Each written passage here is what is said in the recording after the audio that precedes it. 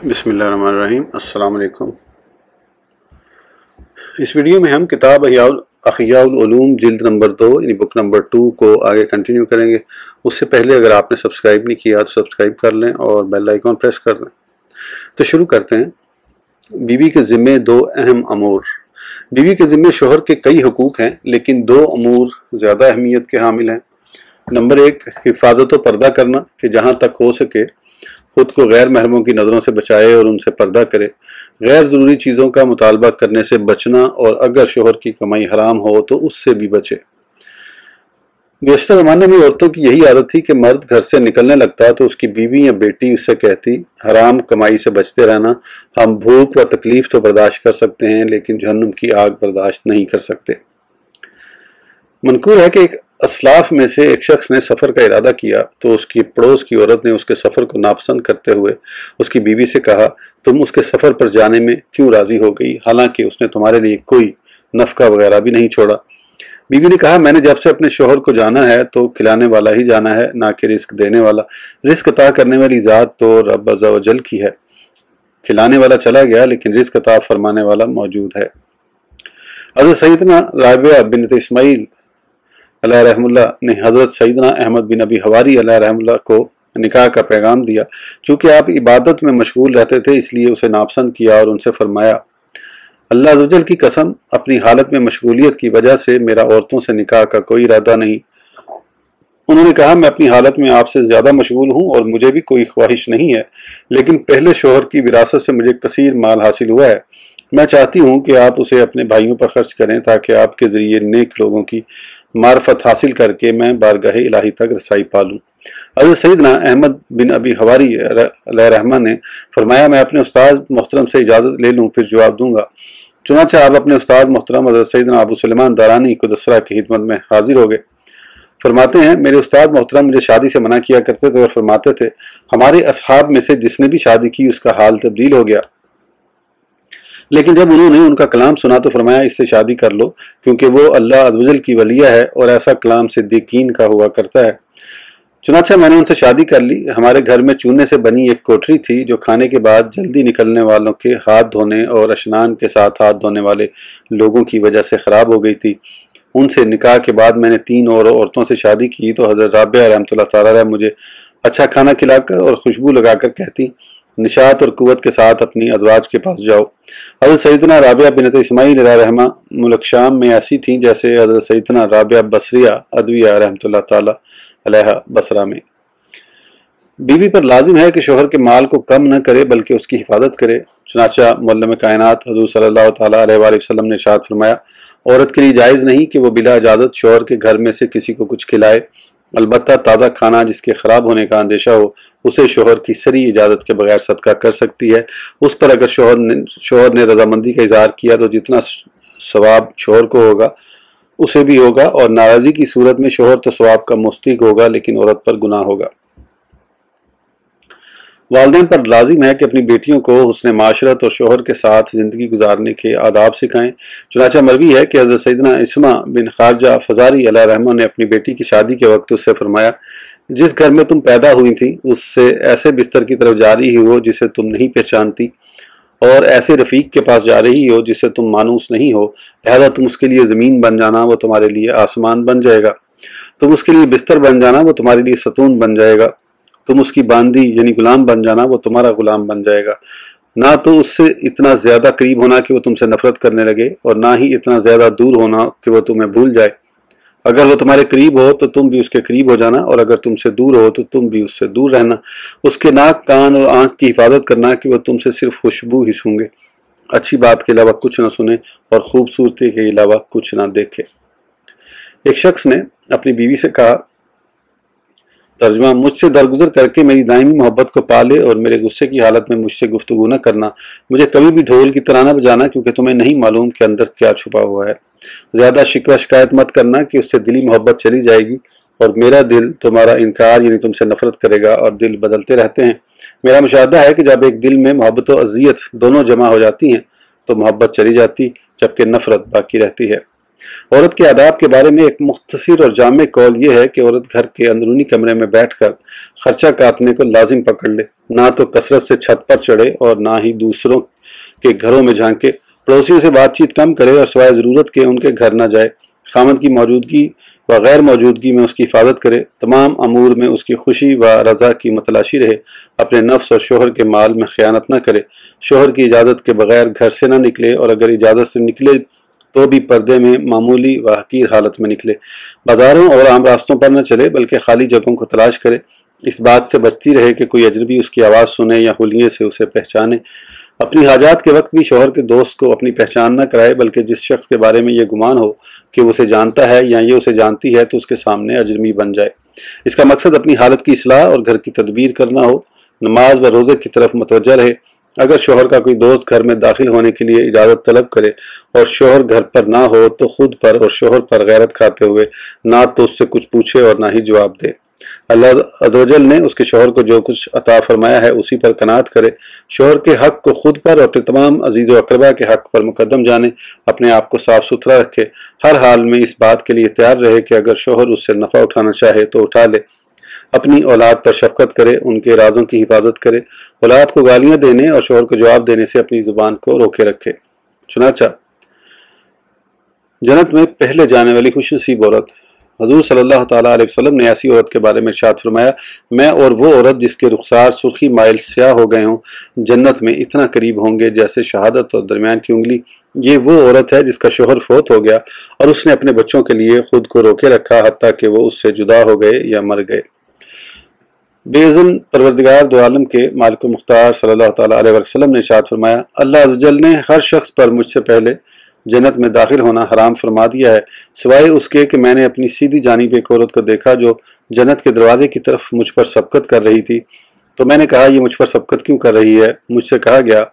اے محمد صلی اللہ تعالیٰ علیہ وآلہ وسلم، یہ حسین و جمیل تھی، اس کے پاس اس کی یتیم بچیاں تھیں، اس نے ان پر صبر کیا، اپنے نفس کو روکے رکھا، حتیٰ کہ ان کا معاملہ جہاں پہنچنا تھا پہنچ گیا، تو اللہ عز و جل نے اسے اس عمل کی یہ جزا عطا فرمائی ہے۔ ایک ادب یہ ہے کہ نہ تو اپنے حسن و جمال کی وجہ سے شوہر پر فخر کرے اور نہ ہی شوہر کی بدصورتی کی وجہ سے اسے حقیر جانے۔ حضرت سیدنا امام عبد الملک بن قریب اسمعی علیہ رحمہ اللہ فرماتے ہیں، میں ایک قبیلے میں گیا تو وہاں میں نے لوگوں میں سے سب سے خوبصورت عورت کو سب سے بدصورت شخص کے نکاح میں دیکھا۔ میں نے اس عورت سے کہا، کیا تو اپنے لیے اس بات پر راضی ہے کہ تو اس طرح کے شخص کے نکاح میں ہو؟ اس نے جواب دیا، خاموش ہو جاؤ، تم نے غلط بات کی ہے، ہو سکتا ہے اس نے کوئی نیکی کی ہو جس کی جزا میں اللہ عز و جل نے اس کا نکاح مجھ سے کر دیا، یا ہو سکتا ہے کہ میں نے کوئی گناہ کیا ہو جس کے عقاب میں اللہ عز و جل نے میرا اس سے نکاح کر دیا ہو، تو کیا اب بھی میں اپنے رب عز و جل کی رضا پر راضی نہ رہوں؟ اس طرح اس عورت نے مجھے خاموش کرا دیا۔ انہی سے منقول ہے، فرماتے ہیں، میں نے ایک دیہات میں سرخ رنگ میں ملبوس ایک عورت کو دیکھا، اس نے مہندی لگائی ہوئی تھی اور ہاتھ میں تسبیح پکڑ رکھی تھی۔ میں نے اس سے کہا، سرخ لباس پہن کر اور مہندی کا خضاب کر کے ہاتھ میں تسبیح پکڑنا کتنا عجیب ہے؟ تو اس نے جواب دیا، ترجمہ، میری ایک جانب اللہ عز و جل کے لیے ہے جسے میں ضائع نہیں کرتی، اور دوسری جانب یعنی کھیل کود و زیبائش شوہر کے لیے ہے۔ فرماتے ہیں، یہ سن کر میں نے جان لیا کہ یہ نیک اور شادی شدہ عورت ہے اور اپنے شوہر کے لیے خود کو مزین کیے ہوئے ہے۔ ایک ادب یہ بھی ہے کہ شوہر کی غیر موجودگی میں نیکی و سکون کو لازم پکڑے اور موجودگی میں کھیل کود، فرحت اور لذت کے اسباب کی طرف رجوع کرے اور کوشش کرے کہ کسی بھی حال میں شوہر کو اس سے تکلیف نہ پہنچے۔ چنانچہ حضرت سیدنا معاذ بن جبل رضی اللہ عنہ سے مروی ہے کہ اللہ عز و جل کے محبوب حضور صلی اللہ تعالیٰ علیہ وآلہ وسلم نے ارشاد فرمایا، جب بھی کوئی عورت اپنے شوہر کو تکلیف پہنچاتی ہے تو حور عین میں سے اس کی بیوی بننے والی کہتی ہے، اللہ عز و جل تجھے ہلاک کرے، اسے اتنی تکلیف نہ دے، یہ تیرے پاس مہمان ہے، ان قریب تجھ سے جدا ہو کر ہمارے پاس آ جائے گا۔ نکاح کے سلسلے میں عورت پر لازم حقوق میں سے ایک یہ ہے کہ اگر اس کا شوہر فوت ہو جائے تو اس پر 4 مہینے 10 دن سے زیادہ کا سوگ نہ کرے اور اس مدت میں خوشبو اور زینت سے اجتناب کرے۔ حضرت سیدنا زینب بنت ابی سلمہ رضی اللہ تعالیٰ عنہ فرماتی ہیں، جب ام المومنین حضرت سیدنا ام حبیبہ رضی اللہ تعالیٰ عنہ کے والد حضرت سیدنا سفیان بن حرب رضی اللہ تعالیٰ عنہ کا انتقال ہوا تو میں ان کے پاس حاضر ہوئی، انہوں نے پیلے رنگ کی خوشبو منگوائی، اسے ایک لونڈی کے سر پر لگایا، پھر اپنے رخساروں پر مل کر فرمایا، اللہ عز و جل کی قسم، مجھے خوشبو کی کوئی حاجت نہ تھی مگر میں نے اللہ عز و جل کے پیارے حبیب صلی اللہ تعالیٰ علیہ وآلہ وسلم کو ارشاد فرماتے سنا، جو عورت اللہ عز و جل اور آخرت کے دن پر ایمان رکھتی ہے اس کے لیے جائز نہیں کہ وہ کسی کے مرنے پر 3 دن سے زیادہ سوگ کرے، البتہ شوہر کی وفات پر 4 ماہ 10 دن تک سوگ کر سکتی ہے۔ عورت کے لیے ضروری ہے کہ عدت ختم ہونے تک وہیں رہے جہاں اس کی سکونت تھی، نہ تو اپنے گھر والے یعنی میکے کی طرف جائے اور نہ ہی بلا ضرورت وہاں سے باہر نکلے۔ عورت پر نکاح کے آداب میں سے یہ بھی ہے کہ حسب استطاعت گھر کے کام کاج کرتی رہے۔ چنانچہ حضرت سیدتنا اسماء رضی اللہ تعالیٰ عنہ کی گھریلو زندگی مروی ہے کہ حضرت سیدنا اسماء بنت ابی بکر صدیق رضی اللہ تعالیٰ عنہ فرماتی ہیں، حضرت سیدنا زبیر رضی اللہ عنہ نے مجھ سے نکاح کیا تو ان کے پاس ایک گھوڑے اور پانی لانے والی اونٹنی کے سوا نہ تو کوئی مال تھا اور نہ ہی کوئی غلام۔ میں ان کے گھوڑے کو چارہ کھلاتی، ان کی خوراک کا انتظام کرتی، ان کی دیکھ بھال کرتی اور ان کی اونٹنی کے لیے کھجور کی گٹھلیاں کوٹتی، اسے چارہ کھلاتی، پانی پلاتی، ڈول سیتی، آٹا گونتی تھی، اور میں 2 فرسخ یعنی 1 فرس 3 میل کا فاصلہ ہوتا ہے، یعنی کم و بیش 6 میل کی مسافت سے اپنے سر پر کھجور کی گٹھلیاں اٹھا کر لاتی، حتیٰ کہ امیر المومنین حضرت سیدنا ابوبکر صدیق رضی اللہ عنہ نے میرے پاس ایک باندی یعنی خادمہ بھیجی تو اس نے مجھے گھوڑے کی دیکھ بھال سے فارغ کر دیا، گویا اس نے مجھے آزاد کر دیا۔ ایک مرتبہ حضور صلی اللہ تعالیٰ علیہ وسلم سے میری اس حال میں ملاقات ہوئی کہ میرے سر پر کھجور کی گٹھلیاں تھیں۔ صحابہ کرام رضوان اللہ تعالیٰ علیہم اجمعین بھی ہمراہ تھے۔ آپ صلی اللہ تعالیٰ علیہ وآلہ وسلم نے اونٹ سے ایک خیخ فرمایا تاکہ اونٹ بیٹھ جائے اور مجھے اپنے پیچھے سوار فرما لیں، تو میں نے مردوں کے ساتھ چلنے میں حیا محسوس کی اور مجھے حضرت سیدنا زبیر رضی اللہ تعالیٰ عنہ اور ان کی غیرت یاد آ گئی۔ وہ لوگوں میں سب سے زیادہ غیرت مند تھے۔ جب آپ صلی اللہ تعالیٰ علیہ وآلہ وسلم نے محسوس کیا کہ میں شرما رہی ہوں تو تشریف لے گئے، چنانچہ میں نے حضرت سیدنا زبیر رضی اللہ تعالیٰ عنہ کے پاس آ کر سارا ماجرا بیان کیا۔ انہوں نے فرمایا، اللہ عز و جل کی قسم، میرے لیے تمہارا اپنے سر پر گٹھلیاں اٹھا کر لانا رسول اللہ صلی اللہ تعالیٰ علیہ وآلہ وسلم کے ساتھ سوار ہونے سے زیادہ آر کا باعث ہے۔ الحمدللہ، اللہ عز و جل کے فضل و کرم سے آداب نکاح کا بیان مکمل ہوا۔ صلو علی الحبیب صلی اللہ تعالیٰ علی محمد۔ کسب و معاش کے آداب کا بیان۔ اللہ عز و جل کی حمد ہم اس موقت کی طرح کرتے ہیں جو ہر شے سے جدا ہو کر واحد برحق کی یکتائی میں گم ہو گیا، اور اس کی بزرگی اس بندے کی طرح بیان کرتے ہیں جو بغیر کسی استثناء کے واضح طور پر کہتا ہے کہ اللہ عز و جل کے سوا ہر شے باطل ہے۔ بے شک زمین و آسمان کی تمام مخلوق مل کر بھی ایک مکھی یا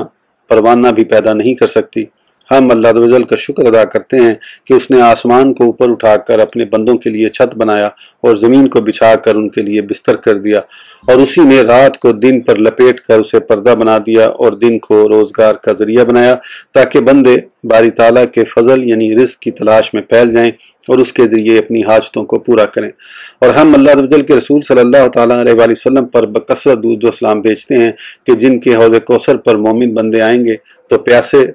مگر جائیں گے سیراب ہو کر، اور آپ صلی اللہ تعالیٰ علیہ وآلہ وسلم کے آل و اصحاب پر بھی درود بھیجتے ہیں کہ جنہوں نے ہر موقع پر دین کی مدد کی۔